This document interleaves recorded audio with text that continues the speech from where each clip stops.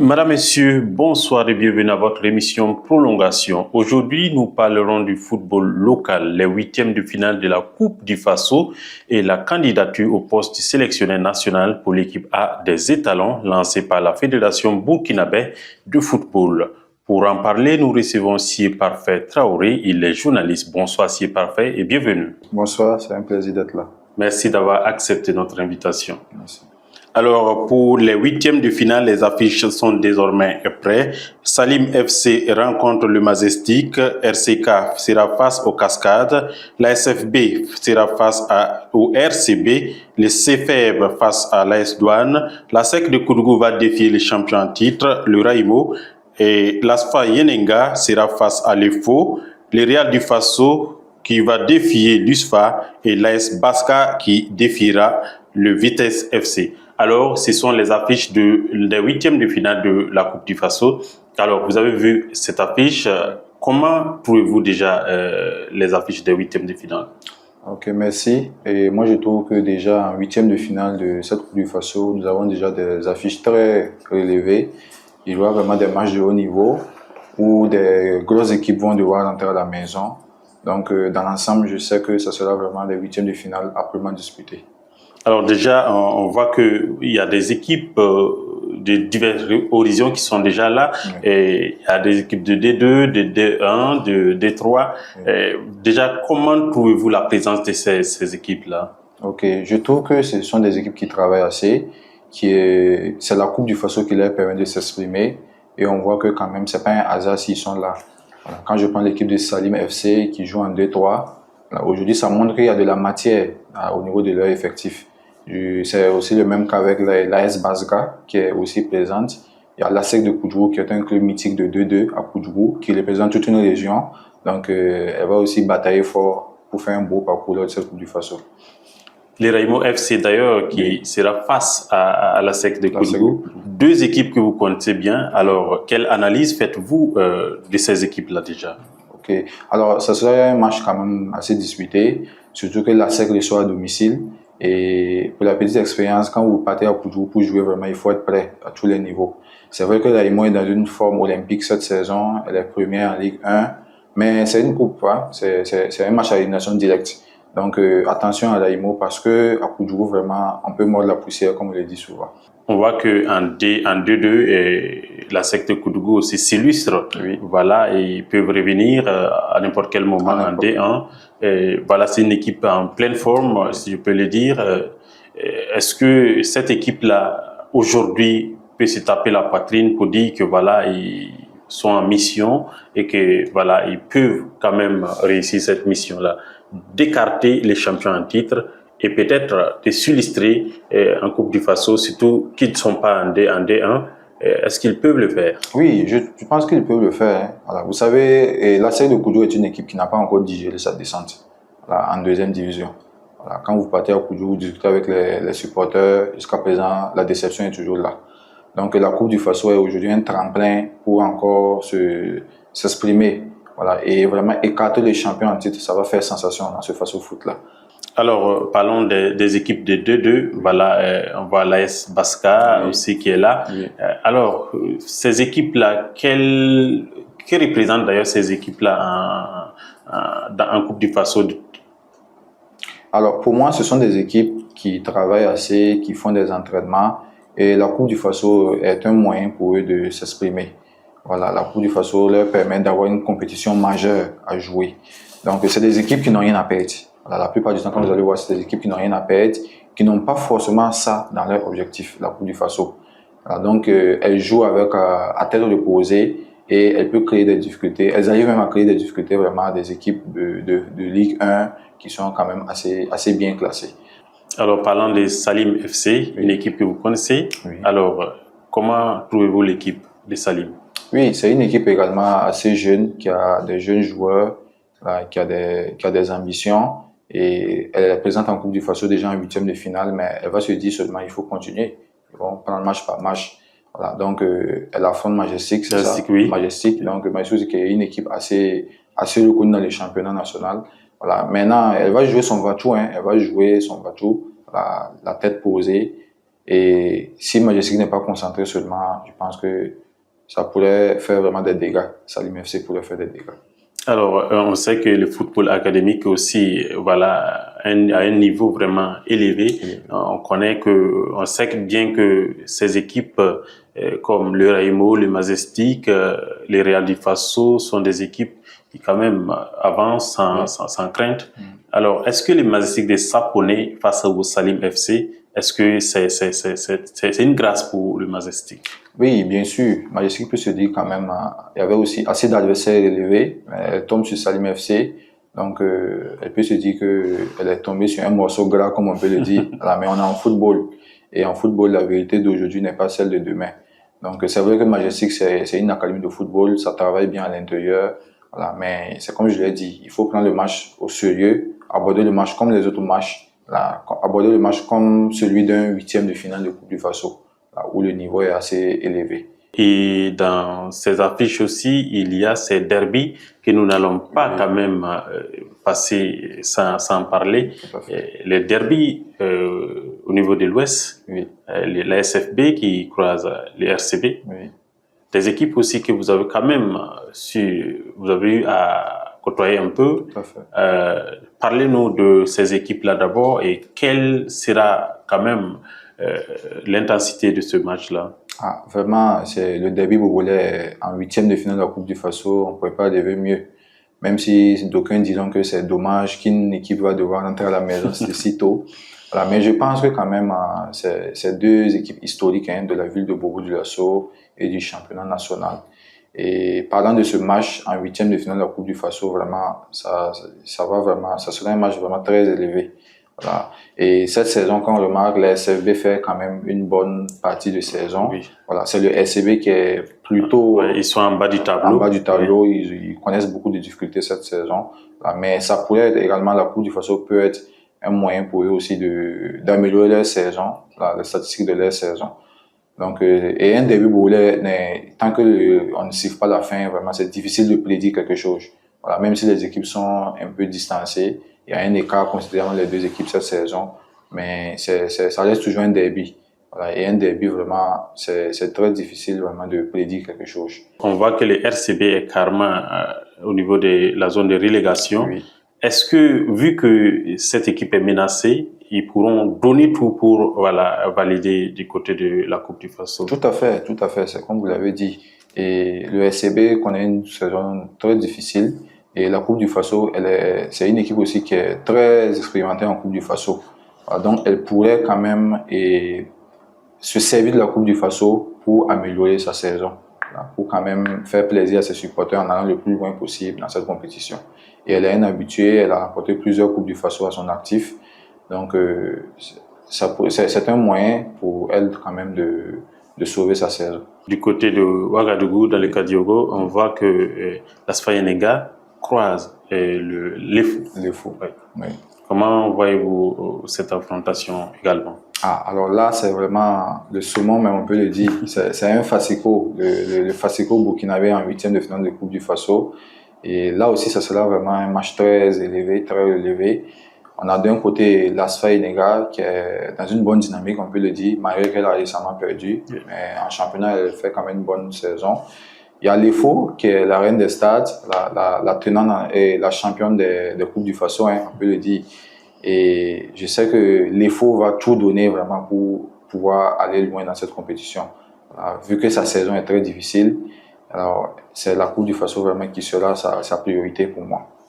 Alors, on voit que la saison de l'EFO est toujours difficile, que ce soit en championnat, bien sûr en Coupe du Faso aussi, parce que quand on voit les jeux qu'ils proposent, c'est vrai qu'ils arrivent à s'en sortir, mais est-ce qu'on voit l'étoile filante quand même se qualifier ou bien faire une prestation digne d'intérêt pour pouvoir sauver sa saison? Oui, tout à fait. Et je trouve que sur ce match, je pense que l'Asfa Yenega vraiment va devoir batailler très dur. Parce que l'étoile, elle est consciente de sa situation en championnat. Elle va tout faire pour assurer le maintien en championnat. Et la Coupe du Faso est aujourd'hui un tremplin pour elle de pouvoir sauver sa saison. Et moi, je me rappelle, il y a pas plus de 2 ou 3 ans de cela, on a vu l'EFO remporter la Coupe du Faso. Un peu dans ces conditions-là. Elle était très mal classée en championnat. Mais entre temps, elle a préféré se concentrer sur la Coupe du Faso. Elle a fini par la remporter.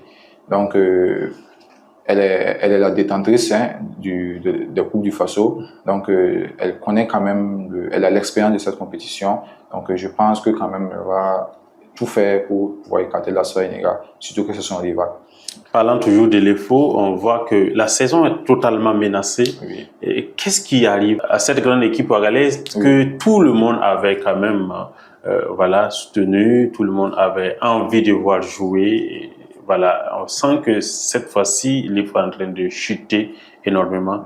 Depuis la saison passée, on a vu que l'EFO était juste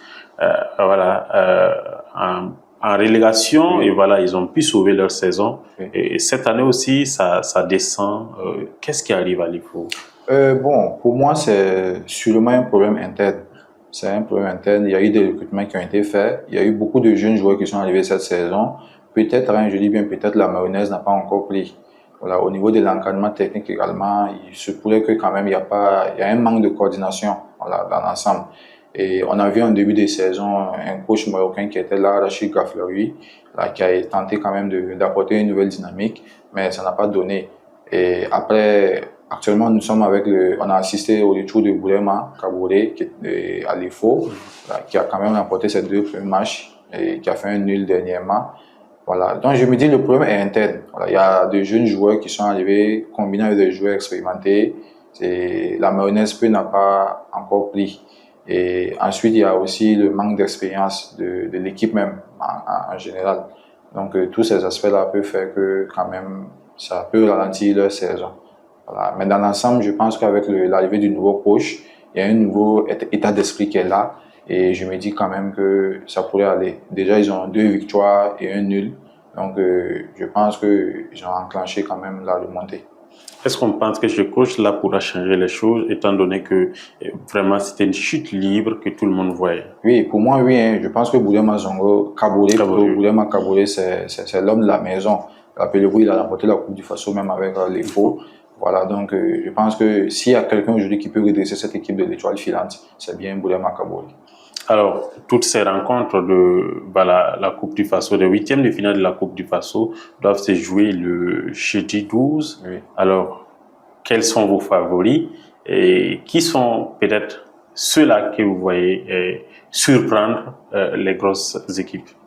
Alors, pour moi, et du côté de Asfa Efo, par exemple, je pense que l'Efo pourrait surprendre l'Asfa Enega. Surtout qu'elle a déjà gagné son premier match en championnat, et 2-1. L'Efo a pu quand même dominer cette équipe de l'Asfa Enega. Alors, du côté de Koudrou, il faut faire attention, mais je pense que ça devrait passer pour Raimo. Voilà. Également, du côté de Majestic, également, je pense que je donne la victoire également à Majestic. Voilà. C'est AS Basga, Vitesse FC. Là, je pense que le Vitesse FC doit être aux aguets parce que AS Basga, je l'ai déjà vu jouer une fois et ça déroule bien en attaque quand tu les laisses prendre la confiance. S'ils sont dans un bon soir, vraiment, ils pourront surprendre Vitesse FC. Et les derby bobolais? Ah, vraiment, comme je l'avais dit, le derby bobolais est très difficile à prédire. Mais je me dis, avec la bonne forme de l'ASFB, ça devrait passer pour l'ASFB, les fonctionnaires. D'accord. Rendez-vous alors le 12 à 15h dans les stades pour pouvoir vivre le 8e de finale de la Coupe du Faso. Ouais. Alors, l'autre sujet qui est là, via un communiqué diffusé sur la page Facebook de la Fédération burkinabé de football, la Fédération a lancé un recrutement d'un sélectionneur. Alors, pour l'équipe A, comment avez-vous accueilli ce communiqué de la Fédération? Et j'ai beaucoup apprécié cette démarche de la Fédération nationale Fédération burkinabé de football parce que c'est la meilleure possible.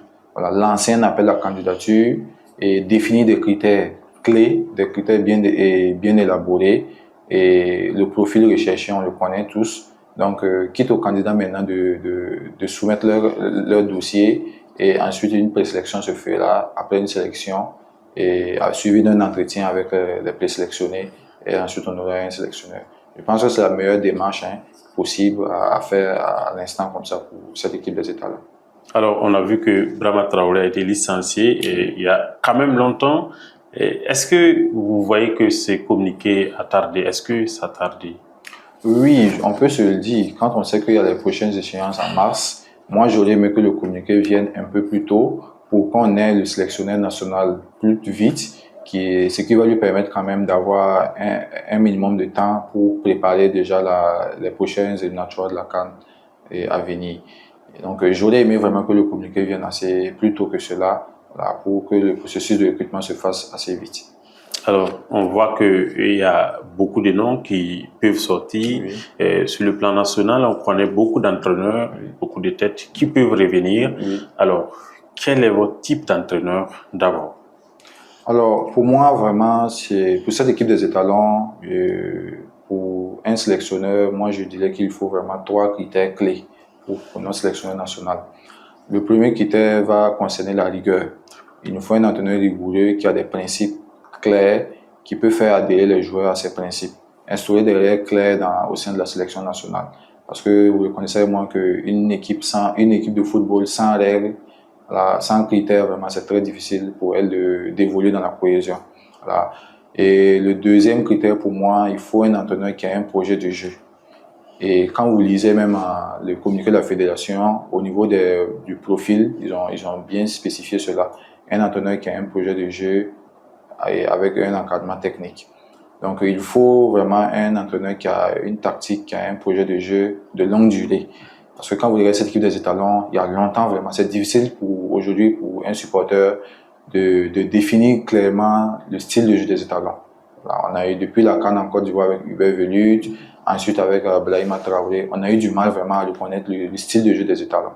Là, pourtant, bien avant les années précédentes, et on voyait quand même que l'équipe des étalons se démarquait par les transitions rapides. De la défense à l'attaque, c'était des transitions rapides, mais on a du mal à voir cela actuellement. Donc, ça fait que les sélectionneurs précédents n'ont pas su insuffler un style de jeu à cette équipe des étalons. Voilà. Et le troisième critère pour moi, le dernier, il faudra un entraîneur qui est prêt à rajeunir l'équipe. Voilà, qui est prêt à rajeunir l'équipe. Parce que quand vous regardez, il ne faut pas toujours rester. Quand il y a des jeunes qui tapent à la porte, il faut les faire monter. Voilà. Et également se pencher également sur le championnat local, regarder également de ce côté-là. Parce que, comme moi je l'ai toujours dit, il y a des talents dans nos championnats. Voilà, si on les valorise, ils peuvent quand même nous aider à gravir des échelons. Donc voici pour moi les 3 critères qu'on doit s'appuyer pour avoir le sélectionneur national. Alors, on va revenir sur les sélectionneurs. Parlant du rajeunissement de l'équipe, Oui. Nous avons vu Ganiou, Oui. voilà, qui s'exprimait la semaine dernière, voilà, comme quoi l'équipe, voilà, espoir de la France, l'intéresse beaucoup. On a vu tous ici lors de l'appel, voilà, de la liste pour la Coupe d'Afrique des Nations, le coach Brahima Traoré qui disait qu'il a du temps, il a de l'avenir, il pourra rejoindre l'équipe. Est-ce que c'est perdu pour les étalons? Bon, à ce stade, je ne dirais pas que c'est perdu. Et il faut dire que Yacine Ganou, c'est un bon joueur qui évolue du côté de Lens en France. Alors, je suis plus ses performances ces derniers temps. Je vois vraiment qu'il a un fort potentiel. Voilà. Et je ne dirais pas que c'est perdu, mais c'est actuellement que tout doit se jouer. Il faudra que la fédération s'active vraiment à contacter le joueur et son entourage, à entamer des discussions et à lui présenter un projet sportif clair. C'est surtout ça. Voilà, parce que vous savez, l'épisode de la CAN, moi je pense que ça l'a marqué. Voilà, il se disait qu'avec ses performances, il devait y être à cette CAN avec les étalons. Voilà, mais le sélectionneur national avait décidé, l'encadrement technique des étalons avait décidé de se passer de lui, soit disant qu'il avait le temps pour quand même intégrer cette équipe. Voilà. Et aujourd'hui, il a tantôt dit l'autre fois qu'il est plus concentré sur l'équipe Espoir de France. Je pense que c'est stratégique, c'est un choix stratégique pour lui, voilà, de se focaliser sur l'équipe de France. Mais je sais que si, du côté de la fédération, si on s'active à le contacter, ça pourrait changer la donne. Alors, est-ce que le Burkina a un problème de gestion avec les binationaux? Parce qu'on a vu avec Alva Lafont, depuis les années 2018, on a beaucoup traîné et finalement, il attendait l'équipe de la France qui, malheureusement, il n'a pas pu intégrer, mais il descend en Côte d'Ivoire. Oui, effectivement, quand vous regardez ces dernières années, on a vraiment un problème avec les binationaux. Voilà, c'est un souci, il faut être honnête de le dire. Et je pense qu'au niveau de la fédération, on doit quand même réfléchir de ce côté-là. Voilà. Et dans la plupart des fédérations ont des cellules ou des structures, une commission même qui s'occupe des binationaux. Ouais. Voilà, mais ici, vraiment, on a du mal à percevoir ça. Quand il y a des binationaux, qui sont ceux qui doivent faire le pas vers eux? Quels projets sportifs on doit les proposer, voilà, pour qu'ils adhèrent? Voilà, vous avez tantôt parlé du cas de Alba Lafont, qui est un cas qui a désolé plus d'un ici. Voilà, mais il y a aussi beaucoup d'exemples. Hein. Voilà. Donc, les binationaux, déjà, dès le début, il faut les approcher, les faire confiance, leur dire qu'on a besoin d'eux pour quand même renforcer l'équipe nationale. Voilà. Et c'est ainsi qu'ils vont adhérer. Voilà. Donc, il faudrait vraiment que la fédération s'active sur ce dossier-là, voilà, pour ne pas encore perdre un binational. Alors, est-ce que, selon vous, un sélectionneur, qu'il soit national, disons, de nationalité burkinabé, Oui. voilà, pourra faire l'affaire de la sélection de l'équipe nationale des étalons? Oui, et un sélectionneur burkinabé, pas eu tous, hein, pas eu tous, il faut le dire. Voilà, mais il y a quand même une ou deux têtes quand même qui sortent du lot, qui je me dis que s'ils ont l'opportunité de diriger cette équipe des étalons, au vu des erreurs passées, ils pourront quand même s'inspirer des manquements de leurs prédécesseurs pour quand même faire mieux. Donc, je pense que quand même on peut faire confiance encore à un sélectionneur local là, qui répond à tous les critères dont j'ai tantôt évoqué. Oui. Voilà, donc je pense qu'un sélectionneur local peut quand même faire l'affaire. Alors, vous connaissez quand même quelques sélectionneurs qui sont au Burkina. Oui. Qui, par exemple, est votre favori, qui vous pensez que voilà, il pourra quand même gérer l'équipe et redonner l'espoir au peuple burkinabé voilà, dans le football? Pour moi, il y a un nom qui me vient en tête. Alors, c'est un coach qui n'est plus à présenter. Il a quand même il a été champion en titre au Burkina ici plusieurs fois. Et avec les équipes de jeunes catégories, il a brillé. Alors, récemment, il était à la Coupe du Monde au Qatar et où on a fait une bonne performance. On est sorti quart de finaliste de cette dernière Coupe du Monde-là.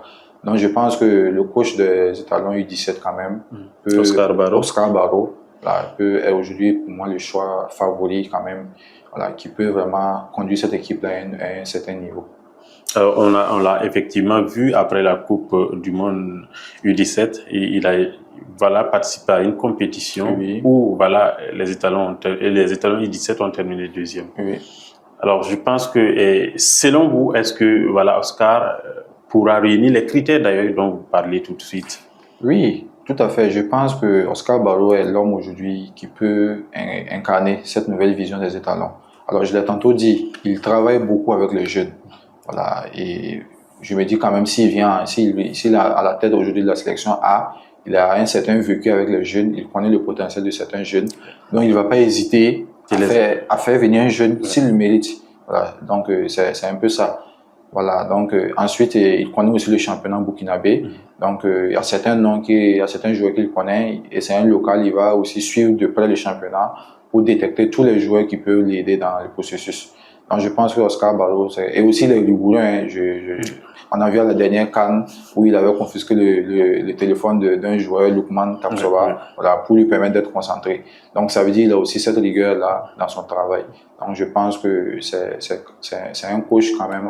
Je pense que si on lui fait confiance, il pourra en tout cas dresser cette équipe des étalons pour nous amener au haut niveau.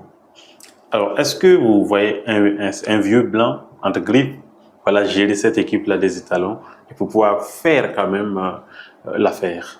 Alors, pour moi, c'est une possibilité. Et quand vous lisez le communiqué de la fédération, et la fenêtre aussi est ouverte aux expatriés, aux entraîneurs expatriés. Alors, c'est possible, c'est possible. Et comme on l'a dit, hein, ils l'ont dit clairement, il faut déjà 5 ans d'expérience. Et il faut que le sélectionneur national ait 5 ans d'expérience dans l'encadrement technique avec les équipes de Ligue 1 ou des sélections nationales. Donc, c'est aussi possible d'avoir quand même un entraîneur qui est expérimenté, qui a évolué un peu sur le continent, dans certains pays. Et c'est possible. Voilà, c'est possible. Et un certain Aliou Cissé à la tête des étalons, ça vous dit quelque chose? Oui, Aliou Cissé, c'est quand même un baobab du football africain. Il a été joueur, un grand footballeur. C'est lui qui a décroché la première étoile du Sénégal. Mais je pense qu'il est en Libye actuellement. Voilà. En tout cas, c'est possible. La fenêtre est ouverte. La fenêtre est ouverte. Voilà. Je pense que s'il a postulé, quand même, son dossier va quand même être analysé de près. Et avec les discussions, voilà, ça pourrait arriver. D'accord. Alors, c'est la fin de l'émission. Quel message avez-vous à l'endroit du public sportif qui vous suit à présent? Alors, c'est de remercier le public sportif pour le temps accordé à cette émission et les inviter massivement à venir au stade. Voilà, c'est surtout ça. Et quand vous regardez souvent les week-ends, bon, les supporters, le public sportif est plus focalisé sur les matchs européens. Oui. Voilà, mais nous sommes dans une nouvelle dynamique d'inviter les uns et les autres au stade. Voilà, le fait de venir sur un match du championnat national, vraiment, vous ne savez pas vraiment ce que ça apporte à l'équipe et aux équipes locales. Voilà, ça apporte dans les recettes, ça apporte dans la motivation. Et moi, j'ai fait le constat que les jours qu'il y a assez de public au stade, on a l'impression que les joueurs se donnent à fond. Voilà, plus que les jours où il n'y a pas trop d'affluence.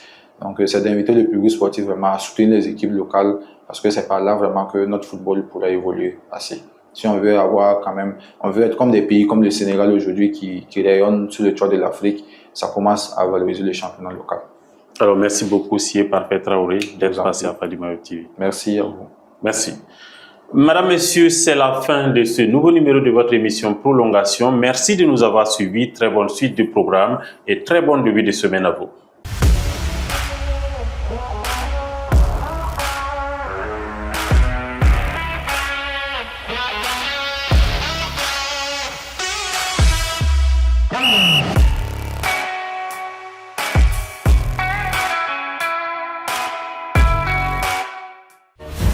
Fadima Web TV, les racines de l'actu.